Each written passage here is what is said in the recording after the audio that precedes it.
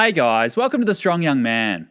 Before engaging in a long-term relationship with a woman, it is imperative that you vet her for toxic traits. If you don't analyse her thoroughly and you jump into a long-term relationship, you might end up dating the wrong type of woman.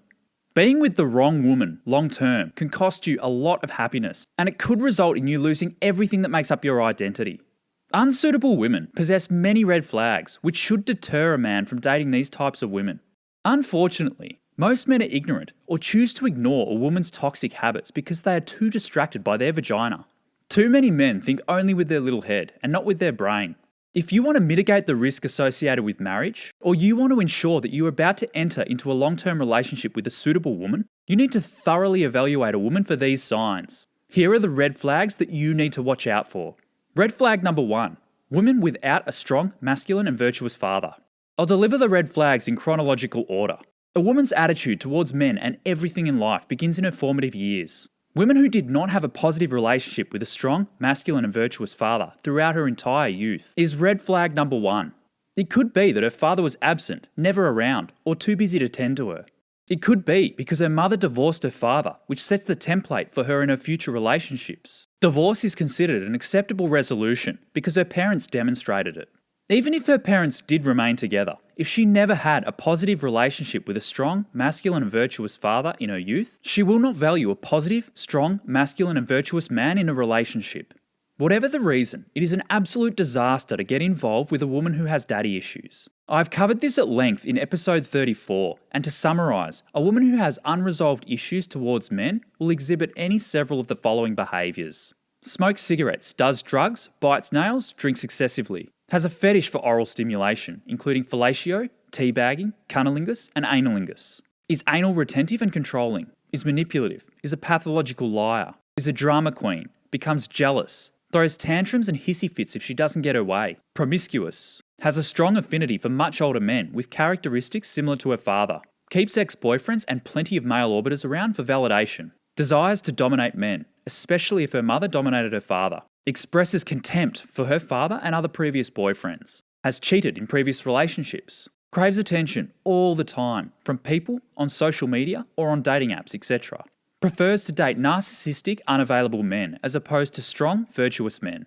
has a poor attitude towards police officers, security guards, politicians, or other authoritative figures. If you discover your suitor demonstrates more than just one of these traits when vetting for a woman, you must disqualify her from your candidate list immediately. Make sure you are doing a thorough vetting process for these traits over many years. All women, especially women approaching the wall, will hide these traits well. Red flag number 2. A woman with bad relationship history. A woman who is not capable of having stable, long-lasting relationships is red flag number 2. Whether this is with her siblings, her best friends, or her intimate relationships. If she is unable to maintain continuity in her relationships, then she will be unable to maintain one with you. When a woman does not have at least one long-term friendship, it is likely that she cannot remain friends with females for a long period of time. This means that she is unable to suppress the antisocial aspect of her personality to a degree that is satisfactory to her peers. People won't stick around very long with these types of people. This red flag is a very simple one to vet for. Look to her best friends and assess the people that she's close to. The people that she spends the most time around will most accurately reflect her personality. Understand that a woman's life is primarily built around her relationships. Women invest much more happiness in the state of their relationships than men do. Often enough, you'll be able to see her friends' deficiencies with more clarity because they're not the ones sucking on your Johnny. Look to her friends to see an unbiased reflection of your woman. Look for a woman with healthy female friends who have positive attributes. Male friends don't count. If she has male friends, then this is a problem, as outlined in red flag number 1. Look for continuity in these friendships. Has she known these people a long time? Continuity of relationships is a good sign that she can maintain relationships over the long term. How long has she held her longest job for? If she hasn't remained at one workplace for at least 2 years, then she is generally not capable of long-term commitment. What is the duration of her longest intimate relationship? If all of her relationships have lasted less than a year, then she is not able to get past the honeymoon phase of the relationship, and this is a bad sign. Red flag number 3. Excessively solipsistic women. Understand that a woman's mental point of origin begins with her self-importance and the overriding importance of her offspring's survival. Women see their children as an extension of their own selves and their identities. This dynamic is one of the reasons why the human species has become so successful. All women are solipsistic to varying degrees. It's an innate trait that can be expressed more or less due to their experiences in their childhood.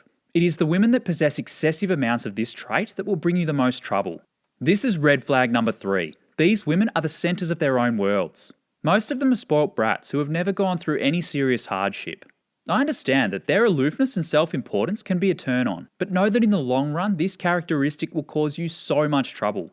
While you serve her, things can be exciting, but the moment you no longer serve her interest, she can be brutal. Her solipsism and sense of self-importance is very capable of exploiting any situation maximally at your expense. You can readily see a woman's solipsism from her communication. Pay attention to how she speaks.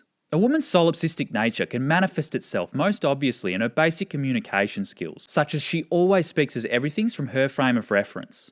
She makes comments that are very biased to her own interest without being able to consider other points of view. Her frame of reference is the only frame of reference which is correct. Her first inclination is to look at her own experiences and apply that experience as the universal understanding for everyone.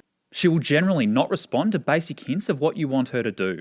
If you stun her, then tell her to look to your right, she will look to her right. She is completely incapable of empathising with a man's suffering, nor show you any level of care when you are sick or injured.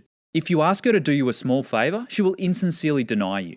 She consistently interrupts you mid-sentence to change the topic of conversation, or to tell you about a similar issue that happened to her. Another common experience of being in an intimate relationship with an excessively solipsistic woman is that she will regularly state that you don't listen to her. When you know you have listened to her and she says this, she is saying this because she thinks that you can understand her thoughts, so she doesn't accurately express what she is trying to say. She felt that she communicated something to you, but the words that she said didn't accurately reflect what she felt. Excessively solipsistic women are not capable of explaining the difference between what she felt at the time and what she said. She is so self-absorbed that she expects you to understand how she feels without her actually expressing it. Red flag number 4. Single mothers. Dating single mothers brings in complications to the relationship that you just don't get when you date an oviparous woman.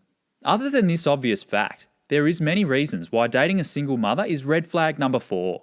Single mothers who have children left over from a divorce have a proven track record of failing the relationship with the father of their children. For most women in Western culture, these women are homewreckers. They are the ones who break up the family home. This is not a good sign. The lack of desire to work through a relationship is evidence enough that a woman is unable to commit to a long-term relationship when the going gets tough. You are far better off selecting a woman with a better track record. It doesn't matter why the woman said the relationship failed. Almost every single woman defaults to blaming the man for the failure of the relationship without considering the fact that they initiated the divorce. When you don't hear the male's perspective, it is impossible to verify her story. He is a convenient scapegoat. Understand that women always have a choice of who they have sex with. Women fuck who they want, men fuck who they can. It's a woman's responsibility to ensure she filters her reproductive ability for the man that best confers her long-term requirements before having a child with them. In addition to this, single mothers who never got married are extremely likely to have had an accidental pregnancy. Most of the time, these aren't genuine. It takes several months of dedicated sexual repetition to conceive a child. Scientists have estimated that a fertile young man copulating with a fertile young woman at maximum frequency without protection have only about a 28% chance of conception per menstrual cycle. Women have 100% control over their reproductive ability. If they fail to prevent a pregnancy, then the responsibility lies entirely with them. Rape is a tragedy, but there are very, very few examples of women who are raped who conceive a child. Much less women are raped today than they were 30 years ago. I do believe that men who rape women should be castrated, but if a woman was raped and decided not to take the morning after pill, then she cannot possibly be absolved of responsibility, and she must be held accountable. Red flag number 5. Women who have hit the wall. For a thorough explanation of the negatives associated with women approaching the wall, see episode 30. Essentially, a woman hits the wall when she realises that her beauty is starting to decline, such that she is finding it harder and harder to attract high-value men. It usually occurs around 28, but can vary depending on how well a woman has looked after herself, as well as how aware she is of her own sexual market value. The problem with these women is that they're becoming so desperate to tie a man down to fulfill their innate desire to reproduce before it's too late. You don't need this woman in your life. Her problems will become your problems. If you begin a relationship with a woman at this phase of her life, then it is more than likely that the attraction that she feels for you is necessitous. She is only fabricating her attraction for you to fulfill her innate reproductive desire. Then she will move on from you to find the man that she desires to spend the rest of her life with. The woman who has hit the wall will exhibit panicked behaviours in the sexual marketplace. Most of the time, these women will be very transparent and pushy with their assertions. These women want to know if you are a sucker that will have children with her, otherwise she will move on. She needs to do this as quickly as she can. These women are dangerous, and any behaviour resembling this should be an immediate disqualification. Red flag number 6, excessively deluded women. So many women today have delusions about their own value. Check out episode 27 for how their delusions manifest. In summary, red flag number 6 is any woman with a massive discrepancy between her self-perceived sexual market value and her actual sexual market value. These women are trouble because they possess excessive resentment towards men in general from frustrating experiences in the sexual marketplace. This issue forms in her later years as her sexual market value declines. Every woman over 28 will have some form of delusion until they accept that their sexuality is their main agency and that it declines after 23. Most of these deluded women will go on to become feminists, and they will cause you a lot of suffering down the track.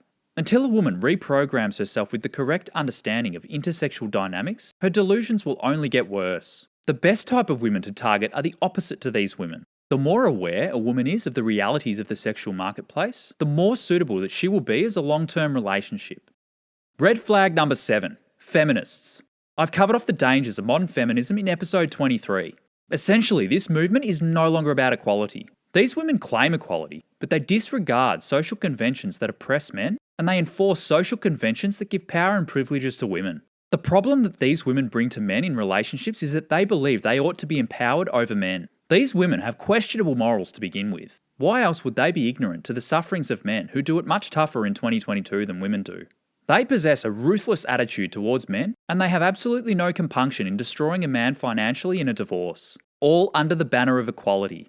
This could result in you losing all your wealth and the opportunity that you have to watch your children grow.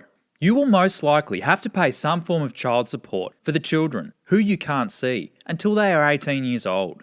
You may even have to pay alimony to your ex-wife to uphold the lifestyle that she became used to in her marriage. This one is easy to filter for. The dangerous radical feminists will often introduce their beliefs by the first date. They will vomit up words such as patriarchy and toxic masculinity. If you aren't sure, ask your woman if she is a feminist. If she says it proudly, plan your escape route immediately. A true non-feminist will say no, or will hesitate in saying yes because she doesn't fully support it, and she is deferring to you for guidance. Generally, feminists resent men because they lack the ability to attract high-value men. Often enough, they've hit the wall themselves and their looks are declining.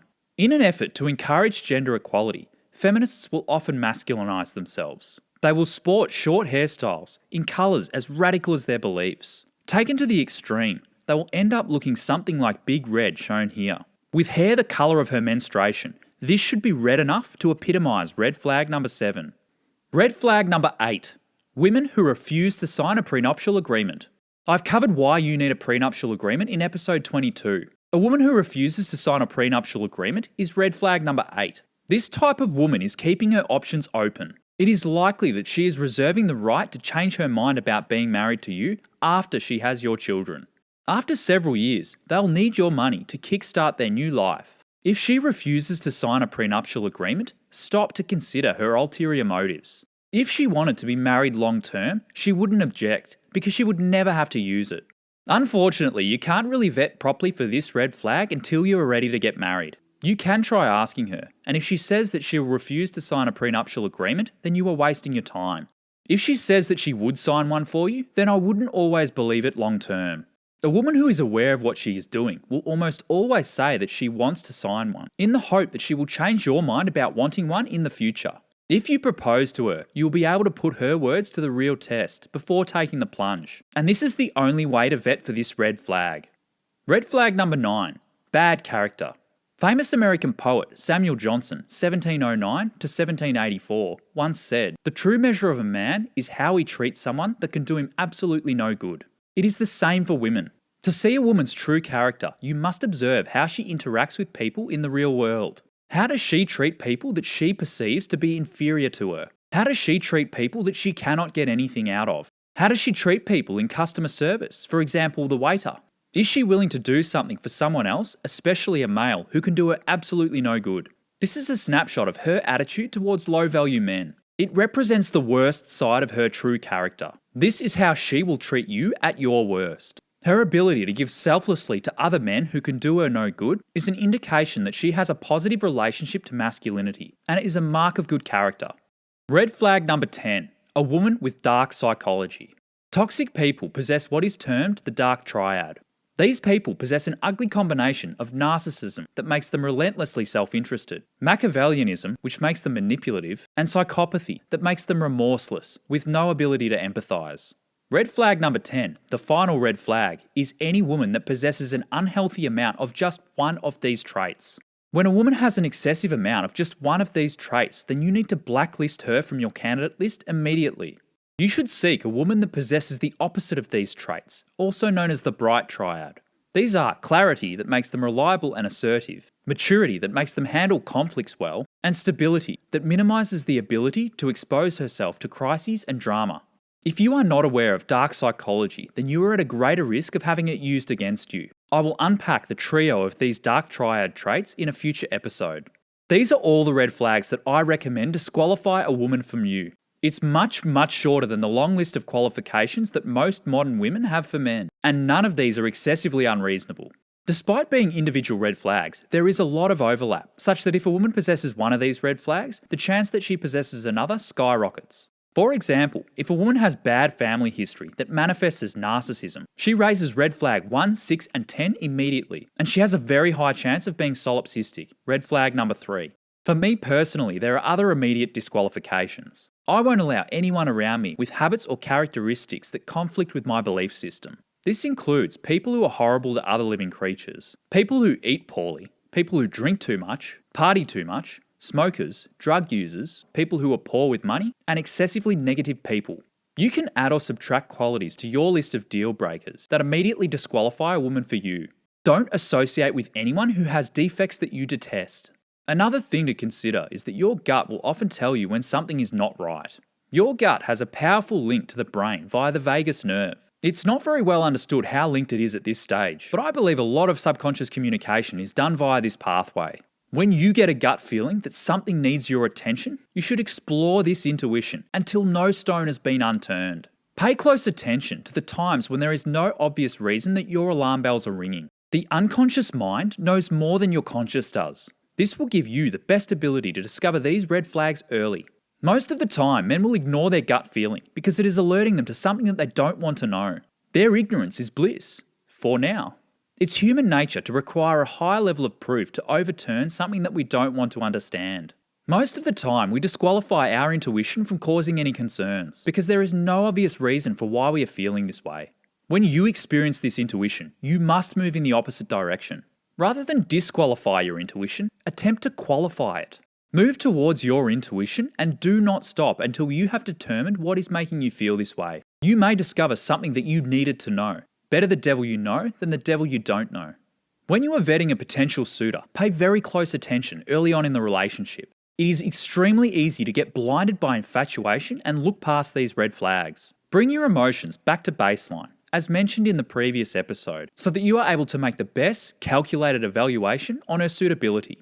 Most women are on their best behaviour in the first 6 months. If a red flag pops up here, you must not let that slide. It will only get worse from here on in. Get out while you can still save yourself.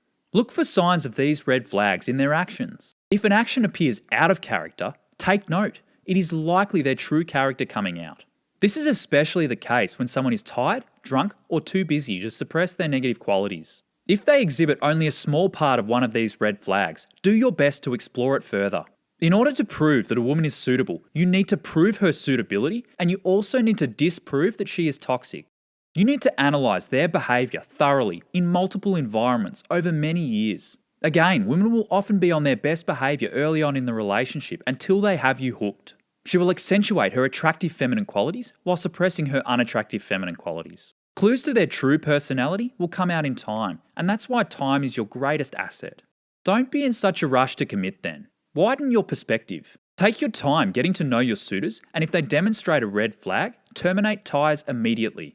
Hire slowly, fire quickly is a concept used by entrepreneur Richard Cooper in business that he also applies to his personal relationships. This is not only true in the short term, but also in the long term too. Don't be in a rush to commit to women, especially in your 20s. With age comes a greater perspective. Time is your greatest teacher and master. Make sure that you have canvassed a woman to the fullest extent in all scenarios to ensure that you have a thorough understanding of your woman in order to explore her suitability long term. There are good women out there that will add value to your life as long as you keep the wrong ones out. One final thing to consider. A woman with none of these red flags is not necessarily an angel, nor does it mean that they are suitable for you. However, these women serve as the best foundation to build a relationship on. It gives you the best chance of a long-lasting intimate relationship. These women are also highly sought after and will attract men with their bright positive qualities. It's up to you to build on this foundation and negate her hypergamy if you want to keep her around. Thanks for watching today's episode. The topic of episode 45 is pick your friends carefully. Subscribe and click the bell icon to be notified when it drops. Catch you then.